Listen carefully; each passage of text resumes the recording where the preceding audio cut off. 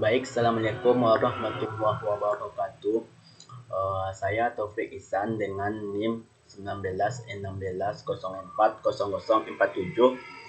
akan membacakan materi tentang sistem pengendalian manajemen dalam rangka pengerjaan ujian tengah semester sistem pengendalian manajemen. Baik, saya akan pertama-tama akan membacakan materi tentang bab 1, yaitu sistem pengendalian manajemen. Pertama-tama kita harus mengetahui dulu apa itu pengendalian manajemen. Pengendalian manajemen yaitu pengendalian yang memfokuskan atau memastikan bahwa uh, sumber daya perusahaan dapat berjalan dengan baik dalam rangka pencapaian tujuan perusahaan. Kemudian sistem pengendalian manajemen dibutuhkan dikarenakan ada beberapa faktor. Yang pertama, untuk mengarahkan karyawan untuk bisa bekerja di suatu perusahaan dengan baik dan semaksimal mungkin. Yang kedua, untuk memotivasi karyawan untuk bisa bekerja di suatu perusahaan dengan baik dan semaksimal mungkin. Yang ketiga,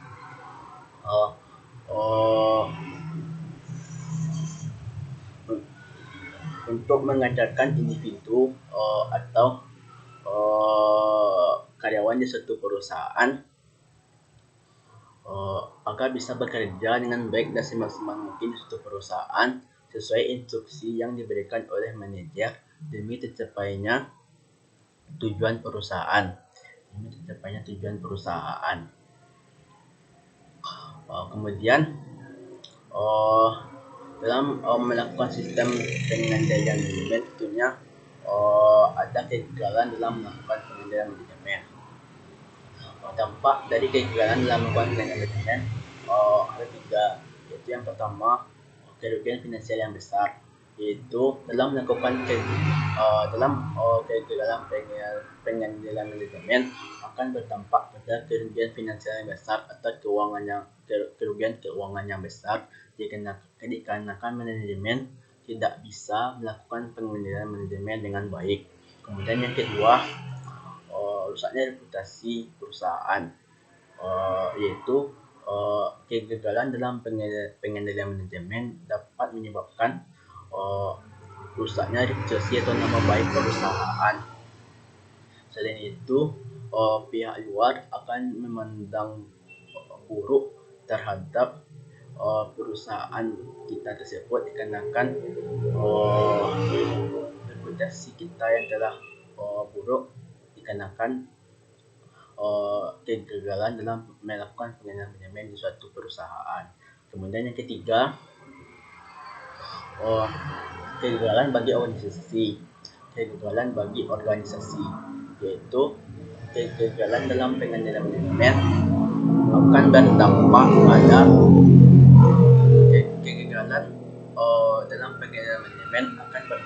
pada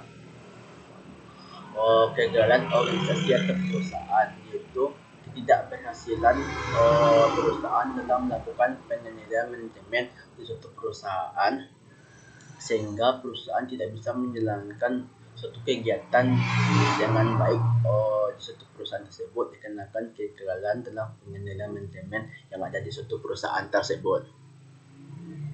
Kemudian untuk menghindari terjadinya kegagalan dalam sistem pengendalian manajemen, ada beberapa cara yang dapat dilakukan. Yang pertama yaitu penghilangan aktivitas, yaitu satu bentuk cara untuk menghilangkan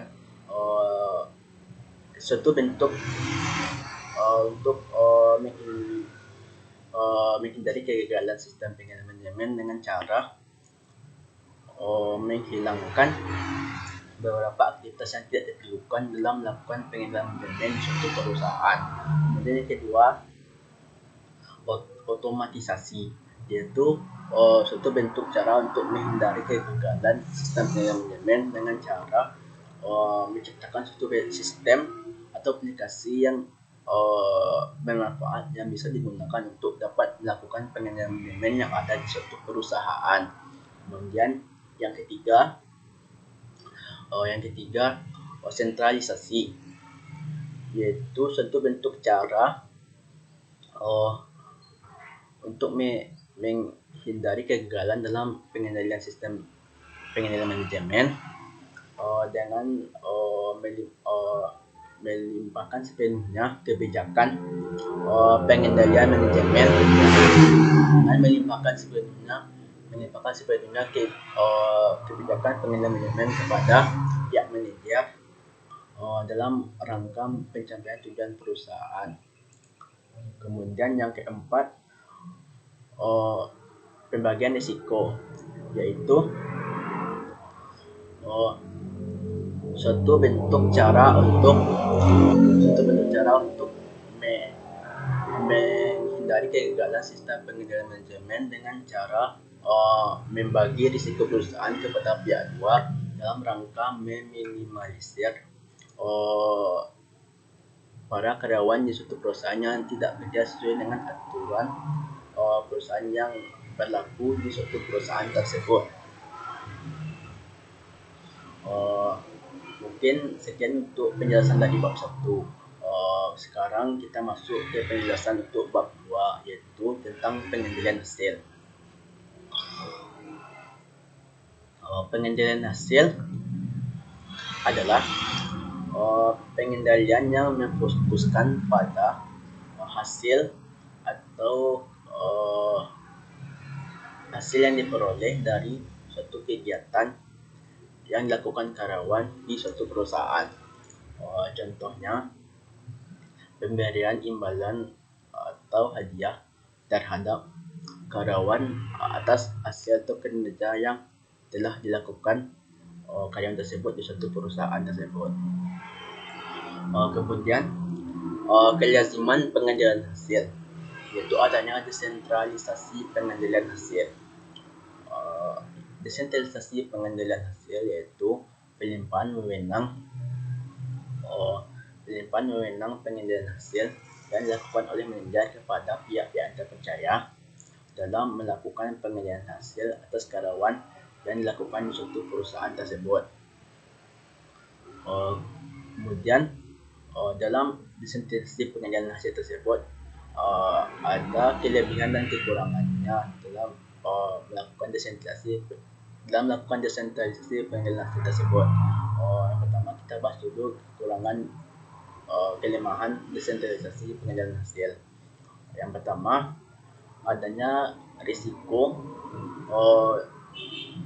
tidak terdeteksinya kecurangan manajer, yaitu dengan adanya desentralisasi pengendalian hasil, maka kemungkinan akan terjadi kecurangan terhadap manajer dalam melakukan pengendalian hasil di suatu perusahaan tersebut. Dan yang kedua, risiko.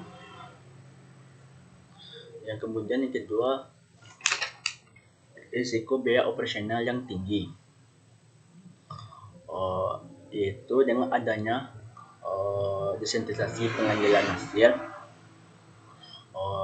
akan menyebabkan biaya operasional yang akan tinggi dikarenakan dengan adanya desentralisasi pengendalian hasil tersebut.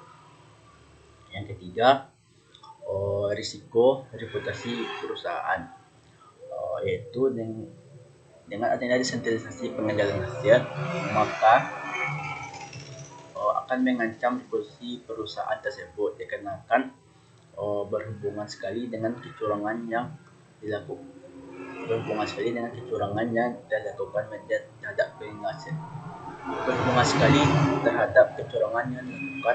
manajer terhadap pengendalian hasil tersebut yang dilakukan oleh suatu perusahaan, yang akan mengancam reputasi atau nama baik perusahaan tersebut. Kemudian setelah kita membahas kekurangannya, tentu ada kelebihan yang diperoleh dari desentralisasi pengendalian hasil. Kelebihan yang kita peroleh dari desentralisasi pengendalian hasil tersebut yaitu akan lebih mengetahui atau lebih jelas dalam menilai kinerja karyawan atau performance karyawan yang dalam melakukan tindakan atau pekerjaan di suatu perusahaan tersebut. Kemudian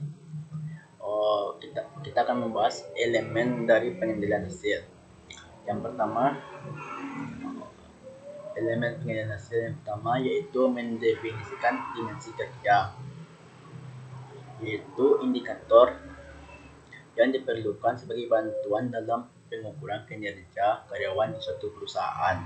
Kemudian yang kedua, pengukuran kinerja, yaitu pengumpulan informasi-informasi yang berhubungan dengan penilaian kinerja atau performance karyawan yang ada di suatu perusahaan tersebut. Kemudian yang ketiga, pengaturan target kinerja, yaitu elemen pengendalian hasil yang berhubungan dengan pengaturan target yang akan didapatkan oleh karyawan dalam melakukan atas kinerja yang dilakukan di suatu perusahaan tersebut. Kemudian yang keempat, pemberian imbalan, yaitu pemberian penghargaan atau hadiah atas kinerja atau performance yang dilakukan karyawan di suatu perusahaan tersebut. Kemudian kondisi yang menentukan efektivitas pengendalian hasil. Kondisi yang menentukan efektivitas pengendalian hasil yaitu yang pertama, organisasi atau perusahaan sudah dapat menentukan hasil apa yang akan diperoleh dari wilayah yang dikuasai oleh perusahaan tersebut. Kemudian yang kedua,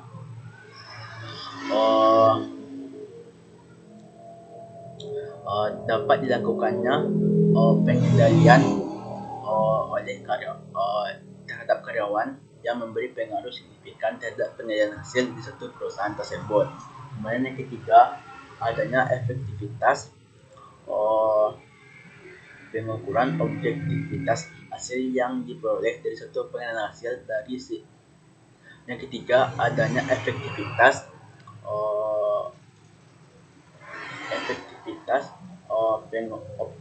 pengukuran objektivitas hasil yang diperoleh dari pengendalian hasil yang dilakukan di suatu perusahaan tersebut.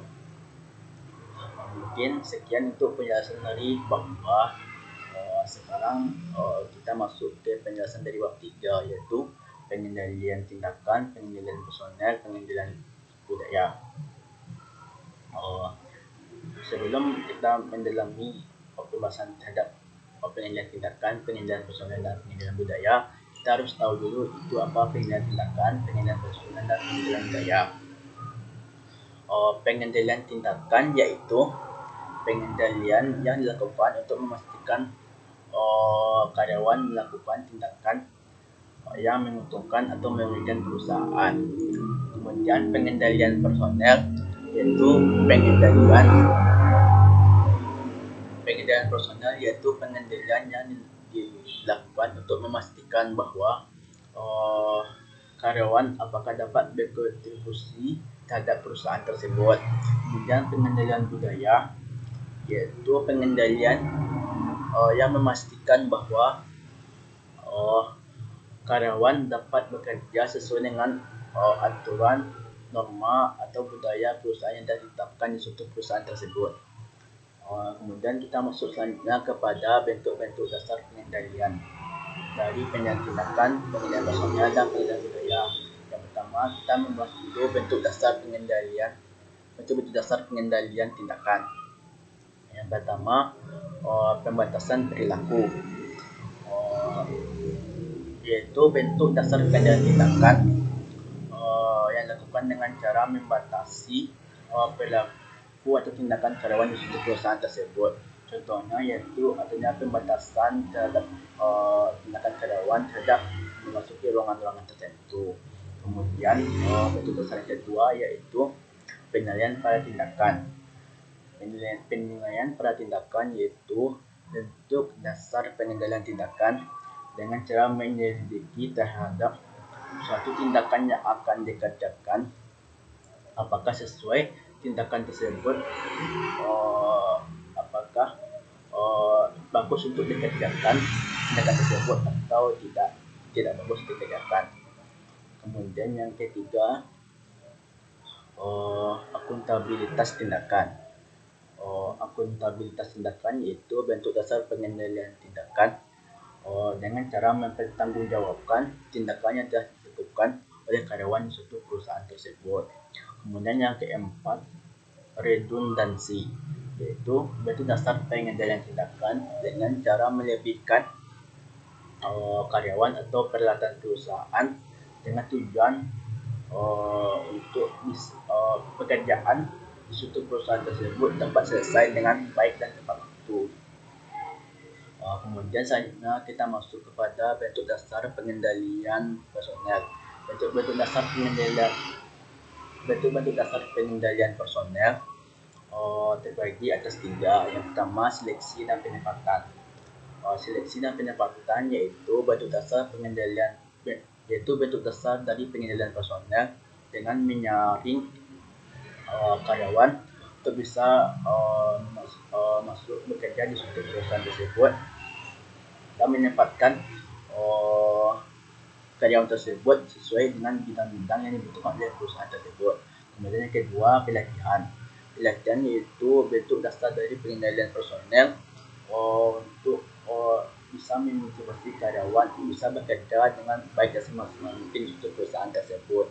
Kemudian yang ketiga, bisa pekerjaan dan sumber daya perusahaan, yaitu bentuk dasar dari pengendalian personel dengan cara menata perusahaan semaksimal mungkin agar karyawan bisa bekerja dengan baik dan semaksimal mungkin dengan sumber daya perusahaan yang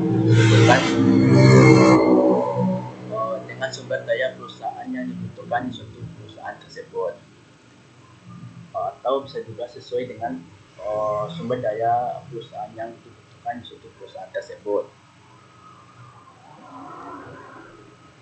Kemudian kita masuk kepada bentuk dasar pengendalian budaya. Bentuk dasar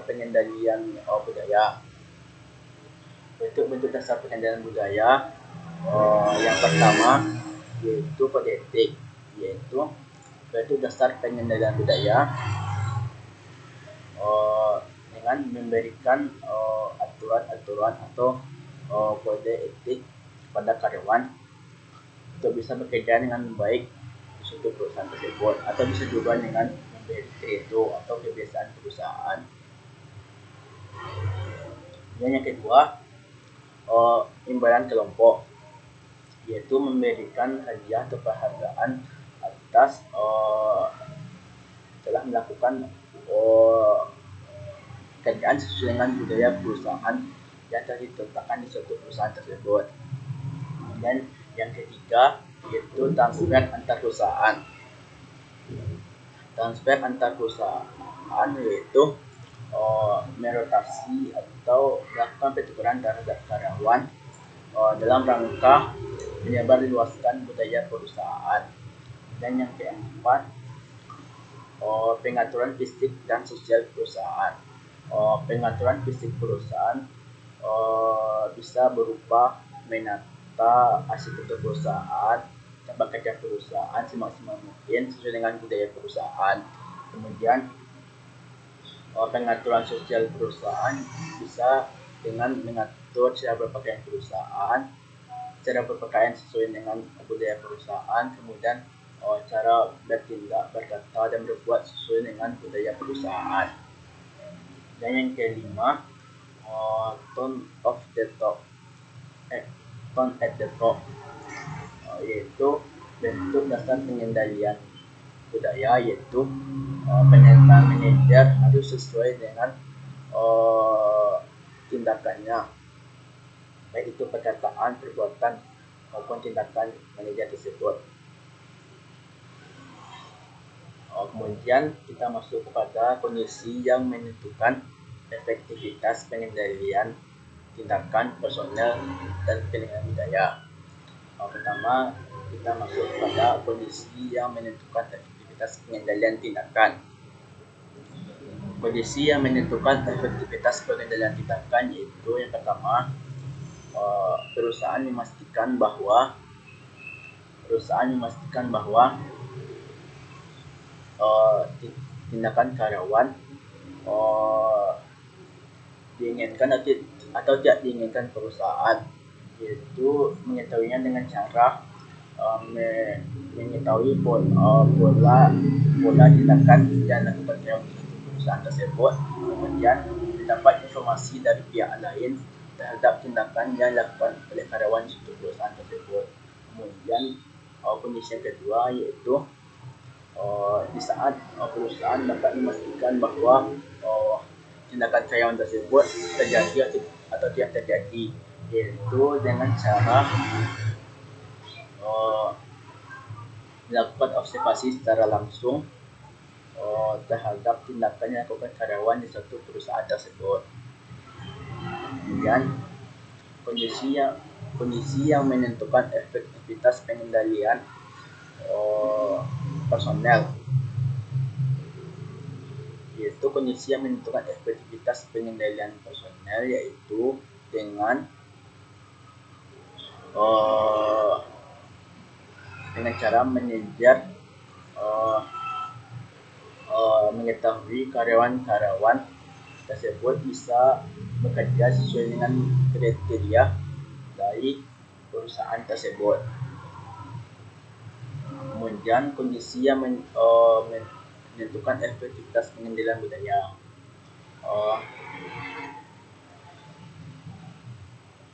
Jika tidak adanya pengendalian budaya, maka karyawan bisa bertindak semena-mena terhadap perusahaan tersebut. Maka dengan adanya pengendalian budaya, maka karyawan bisa bekerja sesuai dengan aturan atau norma-norma atau budaya yang berlaku di suatu perusahaan tersebut. Mungkin sekian untuk penjelasan dari bab 3. Kemudian kita masuk kepada penjelasan untuk bab 4, yaitu ketatnya sistem pengendalian. Ketatnya sistem pengendalian dilakukan dengan tujuan untuk meningkatkan probabilitas atau peluang tercapainya tujuan perusahaan serta mengurangi risiko-risiko yang muncul yang tidak diinginkan dalam rangka pencapaian tujuan perusahaan. Ketatnya sistem pengendalian terbagi atas beberapa pengendalian. Yang pertama, ketatnya pengendalian hasil. Ketatnya pengendalian hasil yaitu dengan memberikan reward atau penghargaan terhadap hasil yang dilakukan karyawan dengan semaksimal mungkin atau baik. Kita bisa juga memberikan reward atau penghargaan terhadap tindakan atau hasil yang diperoleh karyawan dengan baik atau semaksimal mungkin, dan memberikan punishment atau hukuman terhadap karyawan yang atas kinerja dari hasil yang dilakukan karyawan tersebut tidak sesuai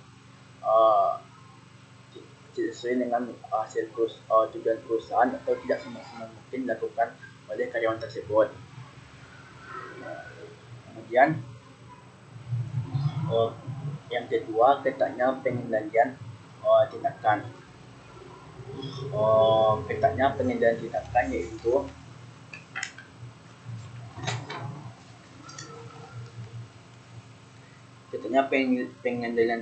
yaitu dengan menyeleksi beberapa karyawan terbaik untuk bisa memasarkan produk yang ada suatu perusahaan. Kemudian karyawan terbaik tersebut diberi pelatihan uh, kemudian dari hasil penelitian tersebut, karyawan tersebut harus bisa mempresentasikan hasil dari penelitian tersebut uh, dalam rangka pengetatan pengendalian tindakan yang dilakukan oleh perusahaan tersebut. Kemudian yang ketiga, ketatnya pengendalian personel. Ketatnya pengendalian personel, seperti kita tahu pengendalian personel terbagi tiga. Yang pertama seleksi dan penempatan. Ketat yaitu ketatnya seleksi dan penempatan itu dengan cara mengikuti alur seleksi penerimaan karyawan dengan semaksimal mungkin dan menghindari penempatan orang dalam melakukan seleksi dan penempatan karyawan. Dan yang kedua, pelatihan, pengetatan pelatihan dengan cara dari hasil yang didapat sama pelatihan tersebut, apakah bisa dengan cara membuktikan dari hasil pelatihan yang didapatkan apakah memberi value added atau nilai tambah bagi perusahaan tersebut. Kemudian yang ketiga, desain pekerjaan dan sumber daya perusahaan. Pengetatannya dengan cara dengan mengidentifikasi dan standarisasi terhadap pekerjaan yang dilakukan untuk perusahaan tersebut. Kemudian selanjutnya ketatnya pengendalian budaya. Ketatnya pengendalian budaya tersebut dapat dilakukan dengan cara memastikan bahwa karyawan dapat bekerja sesuai dengan waktu yang telah ditentukan perusahaan, itu dengan cara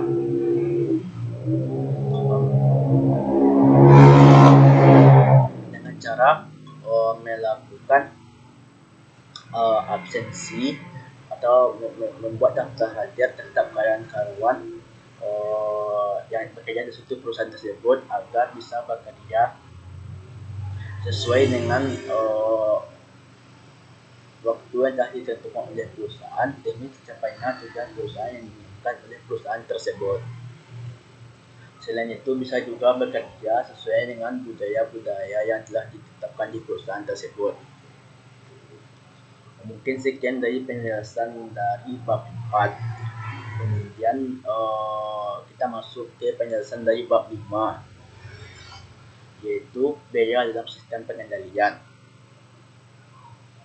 Biaya dalam sistem pengendalian terbagi atas dua. Yang pertama, biaya langsung. Biaya langsung yaitu biaya yang berkaitan langsung terhadap aktivitas dari masing-masing pengendalian yang ada di satu perusahaan. Contohnya biaya insentif karyawan, biaya pelatihan, dan lain sebagainya. Kemudian yang kedua, biaya tidak langsung. Biaya tidak langsung yaitu biaya yang tidak berkaitan langsung dengan aktivitas masing-masing pengendalian di satu perusahaan. Penyebab terjadinya biaya tidak langsung, yang pertama, perubahan perilaku, yaitu efek samping yang disebabkan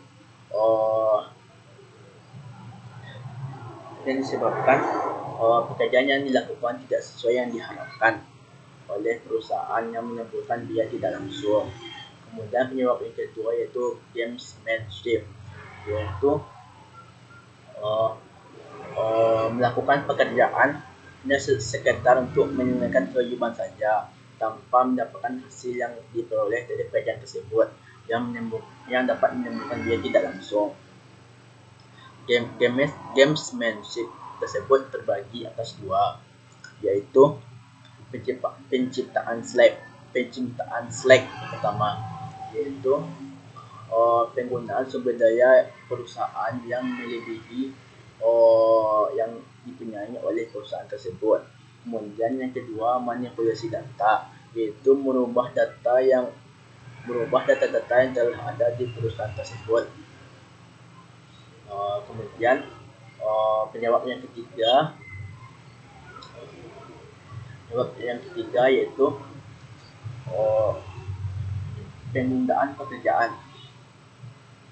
Penundaan pekerjaan yaitu menunda pekerjaan yang seharusnya bisa selesai tepat waktu menjadi terlambat penyelesaian pengerjaannya, yang dapat menimbulkan biaya tidak langsung. Baik, itu mungkin penjelasan dari bab 5. Dan sekian dulu penjelasan materi saya tentang sistem penilaian manajemen. Jika ada kata-kata saya yang salah dan kurang berkenan, saya mohon maaf. Saya sudahi dengan Assalamualaikum warahmatullahi wabarakatuh.